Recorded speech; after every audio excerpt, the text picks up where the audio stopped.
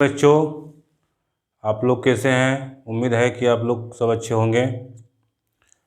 तो आज आप लोगों को अपवर्तन का नियम पढ़ाएंगे। अपवर्तन का नियम इससे पहले जो है पढ़ा चुके हैं। अपवर्तन क्या है, किस तरह से रेयर मीडियम से डेंसर मीडियम में जाता है तो अभिलंब नॉर्मल की ओर मुड़ जाता है, और डेंसर मीडियम से यानी सघन माध्यम से विरल माध्यम में जब जाता है तो अभिलंब से दूर चला जाता है, अवे फ्रॉम नॉर्मल। ये सब पढ़ा चुके हैं और बहुत सारा एग्जाम्पल भी बताए थे किस तरह से कॉइन्स जो है उठा हुआ नज़र आता है, लकड़ी डुबाता है पानी में जो है अगर लकड़ी डुबाते हैं तो टेढ़ा दिखाई पड़ता है। ये सब बता चुके हैं। तो आज अपवर्तन का नियम बताएंगे और परीक्षा में आता है कि अपवर्तन क्या है, अपवर्तन का नियम लिखिए। ये सब परीक्षा में आता है, बहुत इम्पोर्टेंट है। तो अपवर्तन का नियम क्या है तो वही आज बताएंगे कि अपवर्तन का नियम क्या है।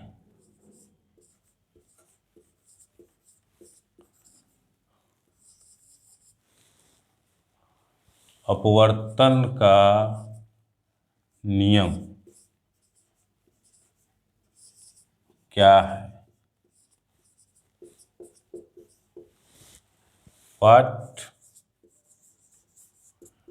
What is the law of refraction?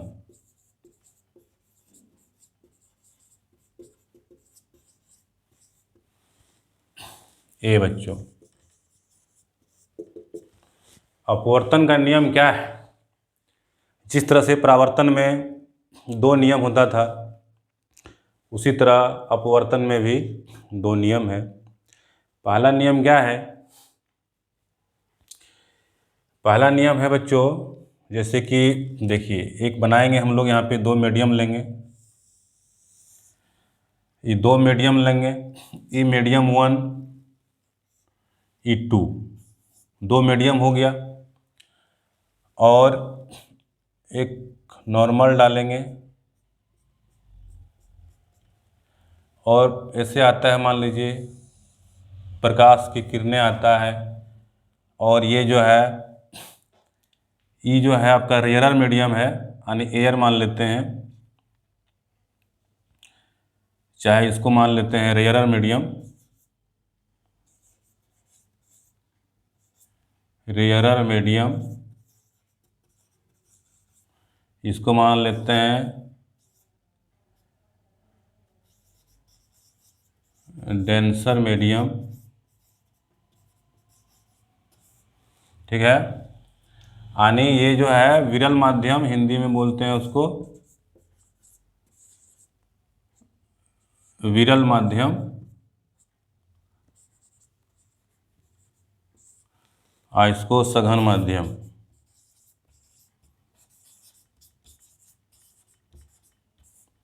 दो मीडियम ले लिए।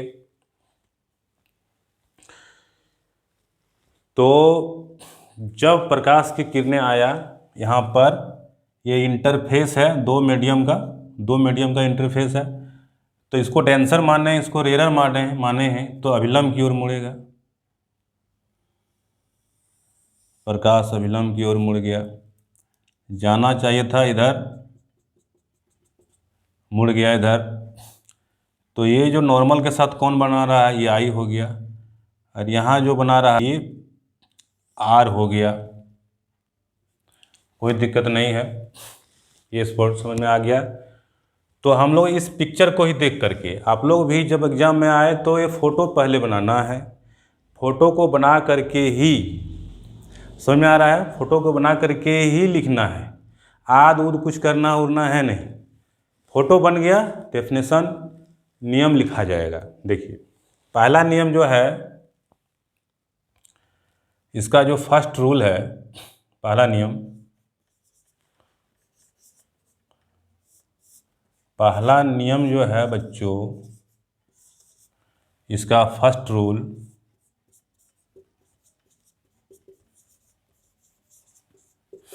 क्या है कि मतलब जो है ये देखिए, ये रे जो है आपतित रे है न, आपतन रे है, इंसिडेंट रे। तो आपतित किरण, अपवर्तित किरण, ये अपवर्तित किरण है, ये हो गया आपतित किरण, ये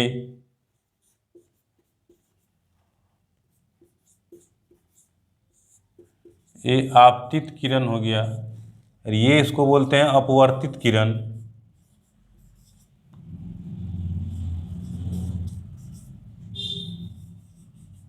अपवर्तित किरण इसको बोलते हैं, इस रे को। तो इसी को देख के लिखना है कि आपतित किरण, पहला नियम, आपतित किरण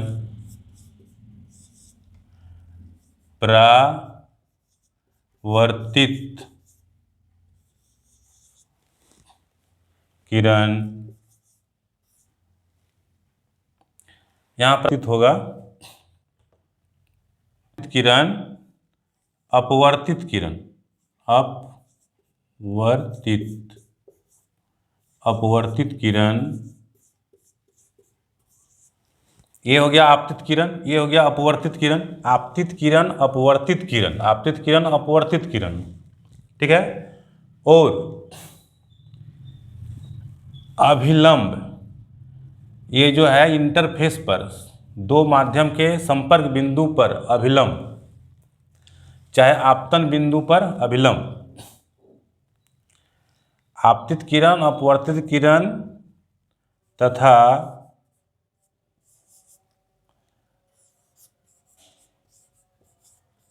आपतन बिंदु पर अभिलंब, आपतन बिंदु पर अभिलंब जो है एक ही तल में होते हैं, एक ही प्लेन में होते हैं, एक ही तल में होते हैं। समझ में आ रहा है? परावर्तन का नियम में लिखते थे आपतित किरण, परावर्तित किरण, यहाँ पे इसमें क्या लिखे हैं? अपवर्तित किरण तथा आपतन बिंदु पर अभिलंब एक ही तल में होते हैं, यानी तीनों जो होगा एक ही प्लेन में होगा, 2D होगा, इसका क्या होगा? फिगर 2D होगा, 2 डायमेंशन होगा। तो ये पहला नियम हो गया, ये पहला नियम हो गया। और इसका दूसरा नियम बताते हैं बच्चों, इसको नोट कर लीजिए, इसका दूसरा नियम बताते हैं। अपवर्तन का दूसरा नियम, जिस तरह परावर्तन में होता था उस तरह अपवर्तन में दूसरा नियम। इसमें क्या है? इसमें है कि आपतन कोण I, अपवर्तन कोण R, ये तो बराबर होता नहीं है।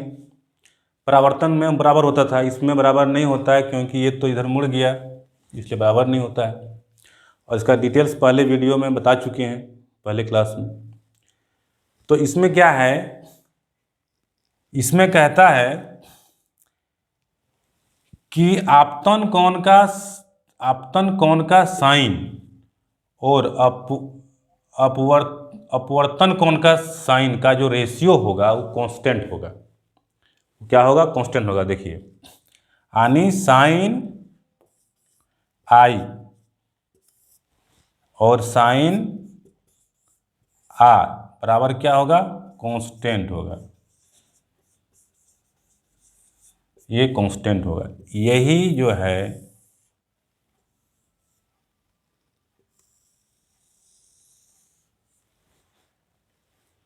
दूसरा नियम है। और ये जो कांस्टेंट होगा इसको स्नेल का भी नियम कहते हैं। क्या कहते हैं? स्नेल का नियम कहते हैं, स्नेल्स लॉ भी इसको बोलते हैं, इसको स्नेल्स लॉ भी बोलते हैं। दूसरा नियम हो गया बच्चों। तो अपवर्तन का ये दूसरा नियम हो गया, ये पहला नियम हो गया। इतना लिख देना, काम बन गया। यहाँ कांस्टेंट जो है ये जो कांस्टेंट होता है, कांस्टेंट जो होता है ये क्या है, ये जो है रिलेटिव रिफ्रैक्टिव इंडेक्स। ये कांस्टेंट क्या होता है, ये कांस्टेंट जो होता है इसको ऐसा लिखा जाता है साइन आई बटे sine r equal to mu 1 2, ऐसा लिखा जाता है, ऐसा लिखा जाता है इसको। यानी दो का जो है refractive index with respect to medium 1। तो इस तरह से फॉर्मूला बनता है। ये स्नेल लॉ हो गया। इस पर बहुत आता है, सवाल भी आता है परीक्षा में, चाहे ऑब्जेक्टिव आता है इस तरह दे देगा, ये सब उल्टा पुल्टा करके दे देगा सवाल में, उसको बताएंगे। तो अपवर्तन का ये दो नियम समझ में आया होगा। अब जो है इसमें बताते हैं कि अपवर्तनांक और यहाँ पर जो लिखे हुए हैं रिलेटिव रिफ्रैक्टिव इंडेक्स, इसके बारे में बताएंगे। और अपवर्तनांक बताएंगे कि दो माध्यम जो होता है उसका जो अपवर्तनांक होता है क्या होता है। एक माध्यम के रिस्पेक्ट में दूसरे माध्यम में जो वेलोसिटी होता है रे का, वो चीज़ जो है उसको बताएंगे रिफ्रैक्टिव इंडेक्स। तो देखिए अब जो है अपवर्तनांक, अपवर्तन वो होता था जब प्रकाश एक माध्यम से दूसरे माध्यम में जाता है तो अपना दिशा बदल लेता है, आ तो अभिलंब की ओर मुड़ जाता है, आ अभिलंब से दूर मुड़ जाता है, उसको बोलते हैं अपवर्तन, रिफ्रैक्शन। और एक है अपवर्तनांक। अपवर्तनांक क्या है, ये अपवर्तनांक जो है ये जो है मतलब रिलेटिव वेलोसिटी है।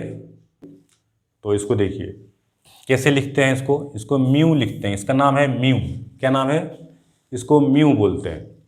तो म्यू इक्वल टू क्या होता है, सी by c M, C by c M, बस हो गया। कितना आसान है बताइए। अपवर्तनांक क्या है, उतना ज़्यादा याद करने रटने की कोई ज़रूरत नहीं है। Mu equal to c by c m, यानी ये क्या है, सी क्या है, सी बराबर है velocity of light, velocity of light in air और वैक्यूम। जनरली एयर ही लेते हैं लोग,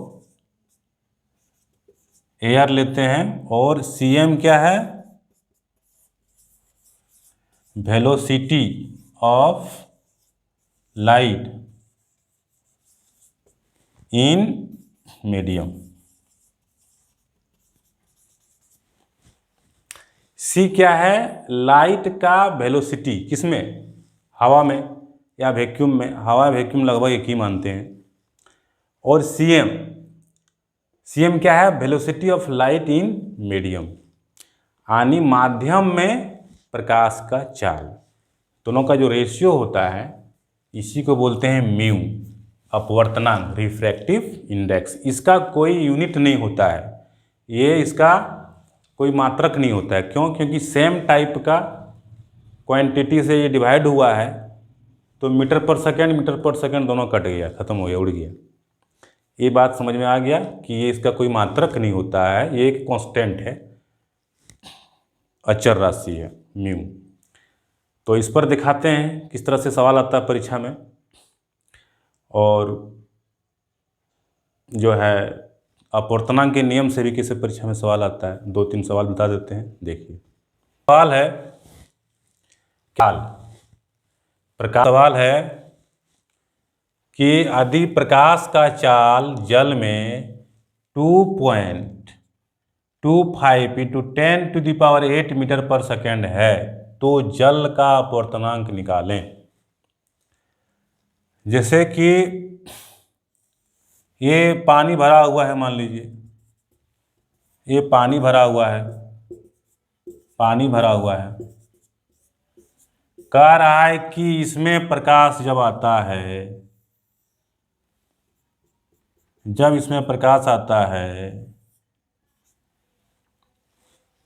तो इसका वेलोसिटी दिया हुआ है जल में, यानी cm दिया हुआ है 2.25 इंटू 10⁸ मीटर पर सेकेंड, ये दिया हुआ है। माध्यम में प्रकाश का वेग दिया हुआ है, तो इसका रिफ्रैक्टिव इंडेक्स निकालना, म्यू निकालना है पानी का।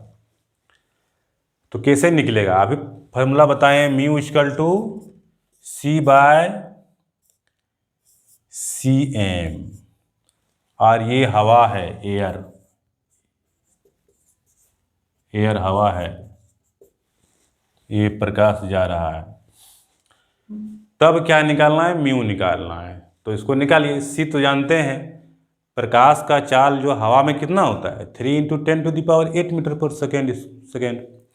तो वो तो सबको पता रहता है, यही परीक्षा में दिया रहेगा। तो कैसे निकालेंगे, म्यू इक्वल टू 3 × 10⁸ मीटर पर सेकेंड डिवाइडेड बाय, ये दिया हुआ है पानी में, दिया हुआ है 2.25 इंटू 10⁸ मीटर पर सेकेंड। ए कट जाएगा, ए कट जाएगा, ए कट जाएगा, यूनिट सब कट जाएगा, बच गया ये आपका 3/2.25, ए बच गया।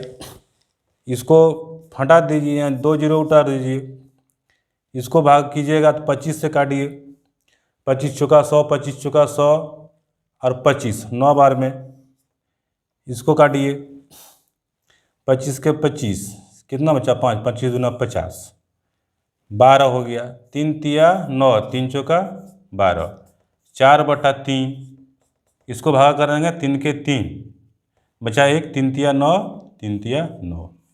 ये निकल गया जल का अपवर्तनांक। पानी का अपवर्तनांक कितना निकल गया, 1.33। ये बात समझ में आया होगा। इसी तरह से जो है बहुत सवाल रहेगा परीक्षा में, अपवर्तन का नियम पूछ देगा, तो बस इसी तरह बनेगा। तो आप लोग जो है इसको बनाइए, दिक्कत होगा कमेंट कीजिए, सवाल भेजिए कमेंट में, सॉल्व करेंगे। तो उम्मीद है कि आप लोगों को ये अच्छा लगा होगा आज का क्लास। नेक्स्ट जो क्लास होगा लेंस पे पढ़ाएंगे। लेंस कितने प्रकार के होते हैं, लेंस से अपवर्तन, लेंस जो होता है convex lens, concave lens, plano convex lens, plano concave lens, तो लेंस के बारे में पढ़ाएंगे नेक्स्ट क्लास में। तो इतना उम्मीद है, इस पर सवाल बनाइए NCERT बुक से। कोई दिक्कत होगा तो कमेंट कीजिए, और पहली बार आए हैं चैनल में तो सब्सक्राइब कीजिए। धन्यवाद।